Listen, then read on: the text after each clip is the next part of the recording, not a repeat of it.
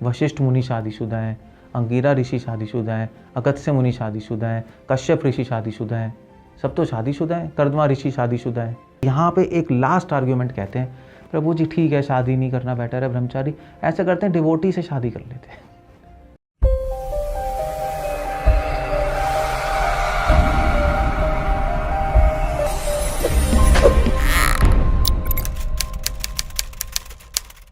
कई लोग हमसे पूछते हैं कि मैं शादी करूं या ब्रह्मचारी रहूं। अब ये बहुत इम्पोर्टेंट क्वेश्चन है जो लोग भक्ति कर रहे हैं, एटलीस्ट उन लोगों के लिए। और वैसे भी हमारी एडवाइस इस लेक्चर में यूथ्स को भी होगी आज के, कि वो शादी करें या ब्रह्मचारी रहें। वेल, पहली बात तो यह है कि लोग क्यों बोलते हैं शादी करने के लिए। उससे कुछ कारण है। एक कारण तो यह है कि घर वाले बोलते हैं शादी करनी चाहिए। क्यों? क्योंकि भाई गृहस्थ धर्म कौन निभाएगा, या हमारा वंशज कैसे चलेगा, या हमारी पुश्तें कैसे बढ़ेंगी, या पहले ज़माने में बोलते थे भी श्राद्ध कौन करेगा, पितरों का ऋण कौन चुकाएगा। तो दूसरे लोग इसलिए बोलते हैं, इसलिए लोग शादी करते हैं। और खुद की भी एक प्रॉब्लम है जिससे लोग शादी करते हैं, वो है सेक्स। काम वासना रह करोगे। जब व्यक्ति जवान होता है तो परेशान ही रहता है काम वासना से, तो उसको भी तो किसी तरह पूरा करना है। तो अब अभी लड़कीबाजी कब तक करता रहेगा कोई? वो समाज में भी अच्छा नहीं लगता, लोग थू थू करते हैं, निंदा करते हैं। तो लोग सोचते हैं भाई ठीक है चलो शादी करके हम रहते हैं, उसमें काम वासना की पूर्ति हो जाएगी। सो ये दो कारण हैं, बाहर के लोगों के और अपने कारण। पर कोई ये नहीं सोचता कि प्रॉब्लम्स कितनी हैं, प्रॉब्लम्स कितनी सारी है शादी करने में। भाई बच्चों की प्रॉब्लम, एक बार शादी हो गई, एक तो बीवी की प्रॉब्लम, उसकी डिमांड्स पूरी करते रहो, उसके लिए चीज़ें खरीदते रहो, उसको घुमाते रहो, उसको इधर ले जाते रहो, उसको उधर ले जाते रहो। फिर बच्चे हो गए, उनको पढ़ाना, उनको बड़ा करना, फिर और उनके लिए पैसे लाने के लिए जॉब करना, और जॉब करने के लिए सारा टाइम उसमें बिताना दिन रात। और जब उनकी डिमांड्स बढ़ेंगी तो और पैसे कमाना, प्रेशर इतना रहता है, स्ट्रेस इतना रहता है, टेंशन इतनी रहती है। बट लोग कहते हैं ठीक है कोई नहीं, एटलीस्ट शादी तो कर ली मैंने। वो कहते हैं ना, दिल्ली का लड्डू जो खाए वो पछता है, जो ना खाए वो भी पछता है। सो वेल, हमारे शास्त्रों में, भागवत में इस शादी की व्यवस्था बनाई क्यों रखी है? तो उसमें लिखा है कि भी जो लोग अपने काम वासना को वश में नहीं कर पाते, उनके लिए शादी की व्यवस्था है। बाकी जो लोग बाहर के फैमिली वाले कहते हैं गृहस्थ धर्म कौन निभाएगा, गृहस्थ धर्म आप निभा लो ना, हमें क्या निभाना है? और लोग निभाते रहेंगे। और पुश्तों को कौन तारेगा, उसकी भी कोई परवाह नहीं है, क्योंकि शास्त्रों में लिखा है जो ब्रह्मचारी रहेगा उसकी पुश्तें अपने तर जाती हैं। श्राद्ध कौन करेगा, उसके पितर अपने आप तर जाते ब्रह्मचारी के, उसकी कोई टेंशन नहीं है। और गृहस्थ धर्म कौन निभाएगा, इसका भी उत्तर है शास्त्रों में। गृहस्थ धर्म निभाने की जरूरत ही नहीं है। शास्त्रों में लिखा है जो ब्रह्मचारी रह सकता है, ब्रह्मचारी मतलब बिना शादी के, जो बिना शादी के रह सकता है, बहुत अच्छा है, क्योंकि प्रवृत्ति हेष भूतानाम निवृत्ति तु महाफलम। ये मनु संहिता में लिखा है, शास्त्रों में लिखा है, भागवत में भी लिखा है कि सब लोग शादी करना चाहते हैं अपना गृहस्थ धर्म पालन करने के लिए, मगर प्रवृत्ति इसको कहते हैं, मगर निवृत्ति, मगर जो शादी नहीं करता, महाफलम, उसका महान फल होता है। तो भाई शादी ना करना जो, तो अब प्रॉब्लम यह है ना कि अगर काम वासना पे कंट्रोल नहीं है तो क्या करोगे? तो शादी नहीं करोगे तो फिर इधर उधर समाज में मुंह मारेंगे, समाज को गंदा करेंगे। इसलिए शास्त्रों में लिखा है भी शादी करके रहो, अपनी काम वासना की पूर्ति कर लो। तो प्रभुपाद, तो काम वासना की पूर्ति के लिए व्यवस्था बनाई गई है। शादी का धर्म इसलिए नहीं बनाया गया कि शादी करनी है, शादी इसलिए बनाई, शादी की व्यवस्था इसलिए बनाई है शास्त्र में, क्योंकि भी शादी अगर नहीं करोगे तो जंगली जानवर बन जाओगे।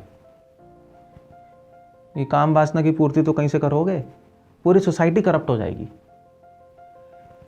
मगर जो काम वासना कंट्रोल कर सकता है उसको क्यों शादी करनी? तो करनी क्यों है? व्यवस्था तो उनके लिए बनाई है ना जिनमें काम वासना अनकंट्रोल्ड है, उसको कंट्रोल करने के लिए। भाई शादी में रह के कर लो काम वासना, जिसमें है ही नहीं वो क्यों करे?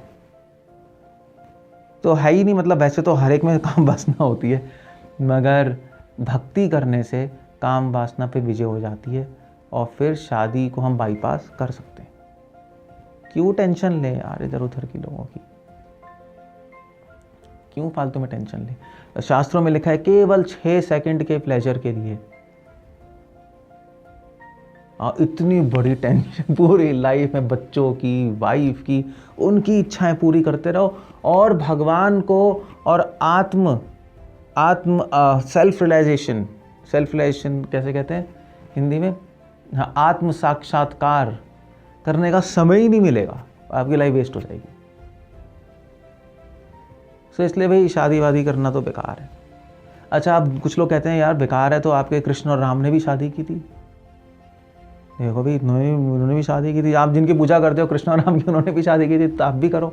ऐसे लोग आर्ग्यूमेंट देते हैं, मगर एक बेवकूफ़ी वाला आर्ग्यूमेंट है। क्योंकि पहली बात तो है कृष्ण और राम राजा थे, द्वारका के राजा थे कृष्ण, बाद में जब राजा बने तब शादी की उन्होंने, और राम भी राजा थे, उन्होंने भी शादी की।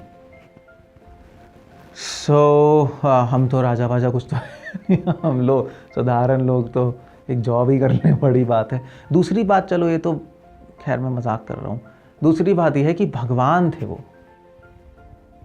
भगवान थे। जहाँ राम मर्यादा पुरुषोत्तम थे, कृष्ण भगवान ने तो 16,108 रानियों से शादी की है। हम कर सकते हैं इतने औरतों से शादी? एक तो संभलती नहीं। और वैसे भी भगवान, फिर आप कहोगे भगवान ने क्यों शादी की? कुछ सिखाने के लिए की होगी ना हमें? नहीं, शास्त्र पढ़ो ना क्यों शादी की है। राम भगवान ने विवाह क्यों किया, ये भागवतम में आता है। उसका कारण क्यों किया? ये दिखाने के लिए कि जो विवाह करता है और विवाह करके स्त्री से आसक्त रहता है, उसको हमेशा दुख ही दुख मिलते हैं। ये दिखाने के लिए किया, ये बताने के लिए कि भाई शादी मत करो। देखो जैसे मुझे इतने दुख मिले हैं, मैं तो सह लूंगा, तुम सह नहीं पाओगे क्योंकि मैं भगवान हूं। बाहरी कारण ये था, अंतरंग कारण कुछ और था। बाहरी कारण हमें सिखाने के लिए राम भगवान ने शादी की, ये सिखाने के लिए शादी कर लो। हम देखते हैं रामलीला में राम भगवान दुखी रहे, सीता का किडनैप कर लिया रावण ने, दुखी रहे। राम विलाप आता है, और फिर सीता देवी जब मिल गए तब भी अग्नि परीक्षा हुई, और फिर उसके बाद राम भगवान को त्यागना भी पड़ा, इतना दुखी दुख सहना पड़ा। ये सिखाने के लिए किया कि शादी मत करो। शादी इसलिए की है कि इसमें इतनी प्रॉब्लम्स आती हैं। अपना एग्जाम्पल सेट करके देखो, भी मैं करके दिखा रहा हूँ कितनी प्रॉब्लम्स है, तुम मत करना। और कृष्ण भगवान ने क्यों शादी की? कृष्ण भगवान ने शादी इसलिए की, वो भी भागवतम में आता है कि कृष्ण भगवान ने 16,108 रानियों से शादी की, और कृष्ण भगवान ने गृहस्थ धर्म के कर्तव्य क्या है ये दिखाने के लिए शादी की एक तो। मगर अगर ध्यान से देखेंगे, कृष्ण भगवान ये सिखाना चाहते हैं कि गृहस्थ धर्म जब आप करोगे तो उसमें बड़ा टाइम वेस्ट होगा। हर रानी को आपको संतुष्ट रखना है। कभी रुक्मणी जी नाराज हो रही हैं, कभी सत्यभामा नाराज हो रही है, कभी इन दोनों में लड़ाई हो रही है, उसको सेटल करना। सो प्रॉब्लम ही प्रॉब्लम है। सो गृहस्थ धर्म तो लोग पालन करते हैं, उसमें लोग अपना कर्तव्य करते हैं, मगर उसमें फिर गृहस्थ धर्म पालन करने के लिए फिर आपको बहुत सारी चीज़ें करनी पड़ेंगी, और उसमें टाइम नष्ट होगा। ये दिखाने के लिए कृष्ण भगवान ने शादी की कि भैया तुम मत फंसो इन सब चीज़ों में। हाँ, गृहस्थ धर्म के कुछ कर्तव्य होते हैं, मगर जब गृहस्थ धर्म में जाने, जब ना रहेगा बांस ना बजेगी बांसुरी। जब गृहस्थ धर्म में जाओगे नहीं तो गृहस्थ धर्म के कर्तव्य क्यों करने? काम खत्म हो गया। वैसे तो कुछ लोग कहते हैं कृष्ण भगवान ने तो रासलीला भी की बिना शादी के वृंदावन में। वो अच्छा है, वो कृष्ण भगवान सिखा रहे हैं, देखो भी शादी वादी नहीं करनी, लड़कियों साथ घूमो। वो सब भी नॉनसेंस है। वो भी भागवतम में सुखदेव गोस्वामी लिख रहे हैं कारण। जब कृष्ण भगवान रासलीला कर रहे थे तो करोड़ों गोपियों के हाथ कर रहे थे। वो गोपियां जो थीं वो करोड़ों लक्ष्मियों से भी सुंदर थीं। पहली बात तो है कि वो जो गोपियां थी वो कृष्णा स्वयं थे, वही गोपियों में बदल गए थे, अपने साथ ही नाच रहे थे। भगवान है भाई, उनकी लीला है, उनको हम नहीं समझ पाएंगे। और दूसरी बात यह कि भागवत कह रही कि रासलीला के बीच में वो गायब हो गए, ये सिखाने के लिए कि अगर मुझे प्राप्त करना है तो काम वासना पे विजय करनी पड़ेगी। जो कामी व्यक्ति है, जो कि कामाचार में पड़ा रहता है और श्री लंपट होता है, उसको मेरी प्राप्ति नहीं होती। ये दिखाने के लिए उन्होंने राम कृष्ण भगवान ने रासलीला की। बिल्कुल उल्टा मैसेज है।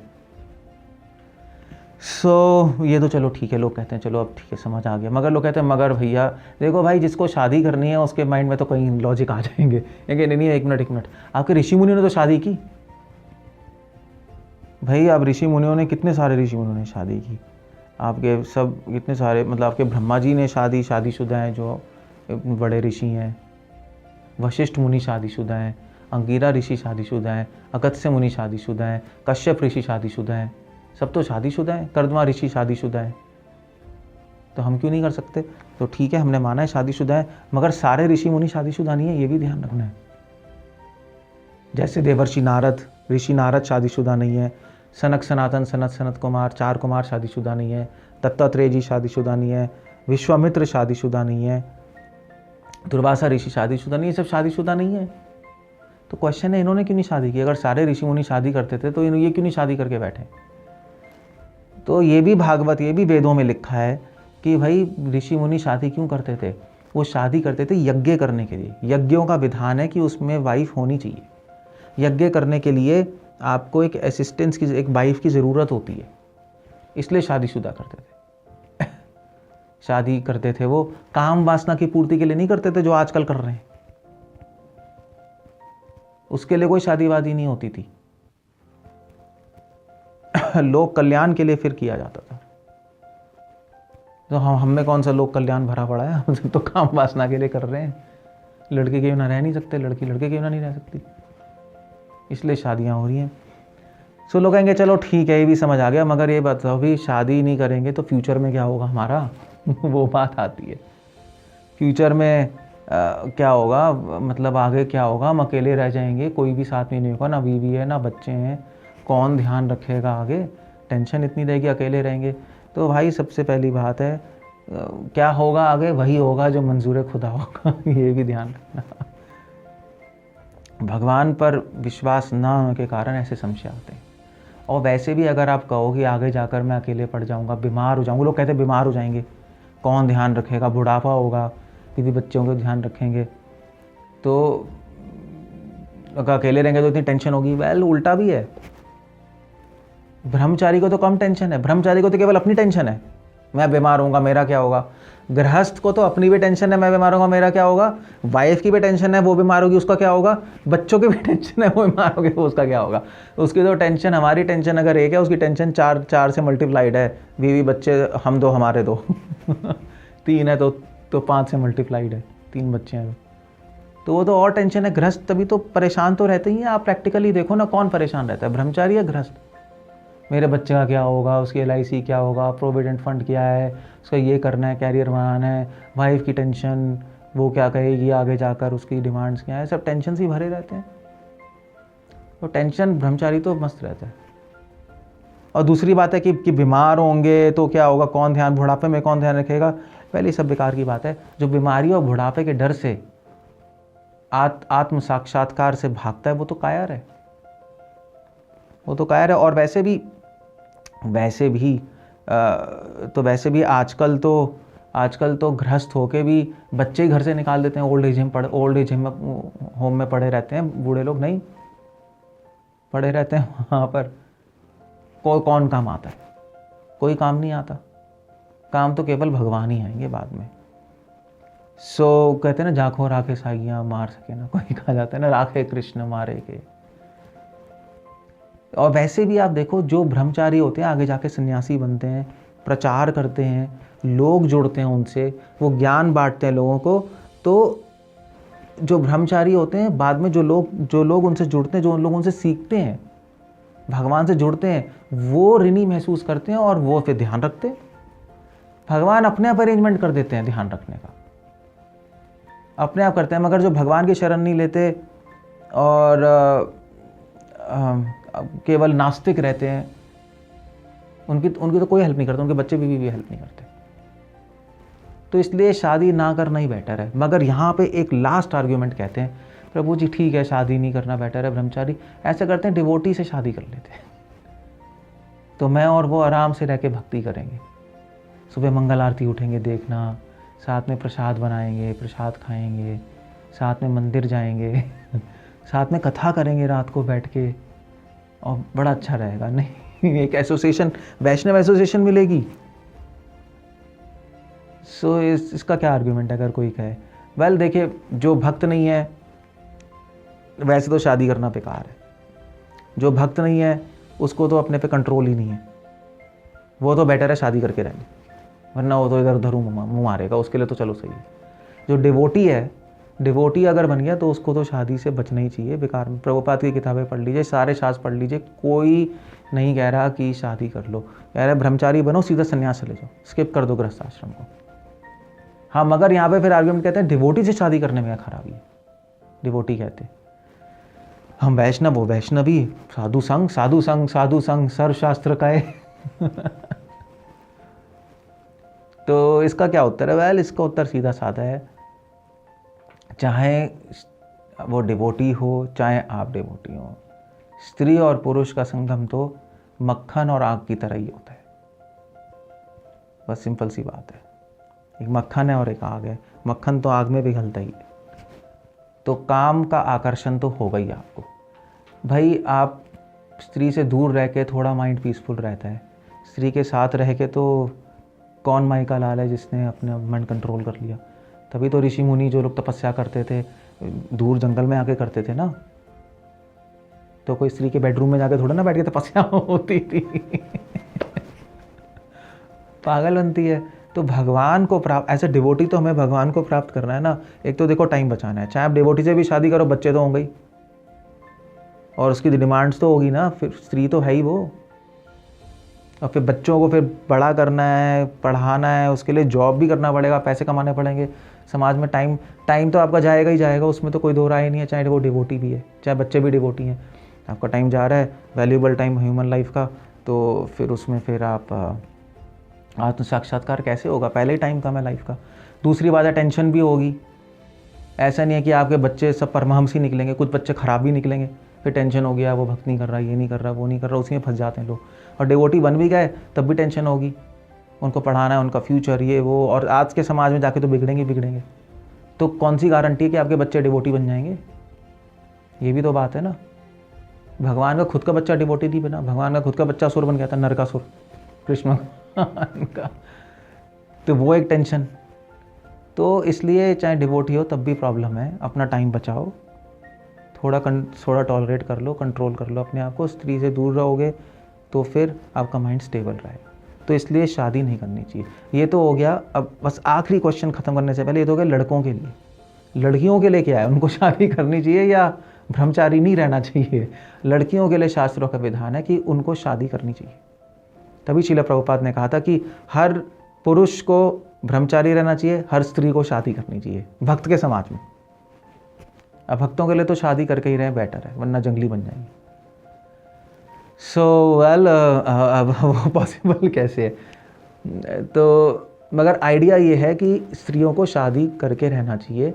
स्त्रियों के लिए शास्त्रों में बिना शादी के विधान नहीं है, ब्रह्मचारिणी का विधान नहीं, क्योंकि ऐसे रहेगी तो या तो करप्ट होगी सोसाइटी में, या लोग उसका शोषण करेंगे। और फिर जब बूढ़ी होगी थोड़ी सी तो कौन ध्यान रखेगा? ना पेरेंट्स होंगे, ना हस्बैंड होगा, ना बच्चे होंगे। फिर परेशान होगी वो स्त्री। तो इसलिए स्त्री को तो विवाह करके रहना चाहिए, तो सिक्योर रहेगी, उसकी रक्षा रहेगी। और फिर विवाह करके जो उसका हस्बैंड अगर डिवोटी होगा, बच्चे डिवोटी होंगे, तो उसी में वो खुश रहेगी और उसी में उसकी भक्ति पड़ेगी और उसी में वो भगवान को प्राप्त कर सकती है। इस तरह से ये सारे दृष्टिकोण है, शादी करें या ब्रह्मचारी रहें। हमारी फाइनल एडवाइस ये है कि अगर आप नॉन डिवोटी हैं तो शादी कर लीजिए भाई, जंगली जानवर बन जाएंगे,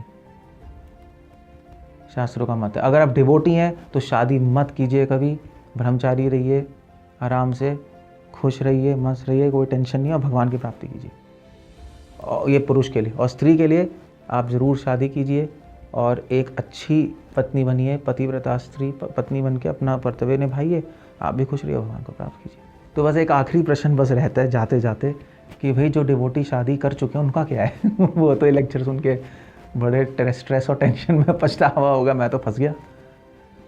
जो डिवोटी शादी कर चुके हैं या जो डिवोटी काम वासना को कंट्रोल नहीं कर पा रहे, शादी करने वाले और फंसने ही वाले उनका क्या होगा? उनका ये पॉइंट है कि उनको ये पता होना चाहिए कि वो गृहस्थ आश्रम में फंस रहे हैं। उनको ऐसा नहीं चाहिए, मैं अगर कोई शादी करने वाला है डिवोटी, तो उसको ऐसा नहीं होना चाहिए मैं बहुत बड़ा अच्छा कर रहा हूँ, मेरा तो बहुत सौभाग्य है कि एक वैष्णवी आ रही है। ऐसा कुछ नहीं है। उसको पता होना चाहिए ये आइडियल प्लेटफॉर्म नहीं है। आइडियल प्लेटफॉर्म तो ब्रह्मचारी रहना है, मगर मैं एक नीचे आ रहा हूँ गृहस्थ प्लेटफॉर्म में, मैं एक नीचे आया हूँ। ठीक है, मुझसे नहीं हो रहा, मैं नीचे आया हूँ। और जो शादी कर चुके हैं उनको भी पता होना चाहिए कि ये आइडियल प्लेटफॉर्म नहीं है, हम फंस चुके हैं इसमें।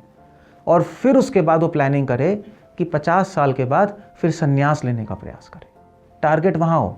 ठीक है, शादी हो गई, अब या शादी करने वाले हैं, फंसने वाले हैं, अपनी ड्यूटीज़ हैं वो हम करेंगे, चलो जो भी है, मगर फिर धीरे धीरे करते करते भक्ति बढ़ाएंगे। काम वासना धीरे धीरे भक्ति करते करते करते करते और गृहस्थ आश्रम के धर्म पालन करते करते काम वासना पे विजय आ जाती है।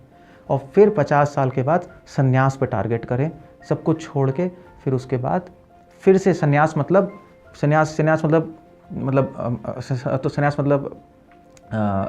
ब्रह्मचारी रहना, मतलब ब्रह्मचारी संन्यास मतलब पत्नी और बच्चों से दूर रह के अकेले रहना और भक्ति करना। संन्यास मतलब ये होता है सब कुछ छोड़ देना।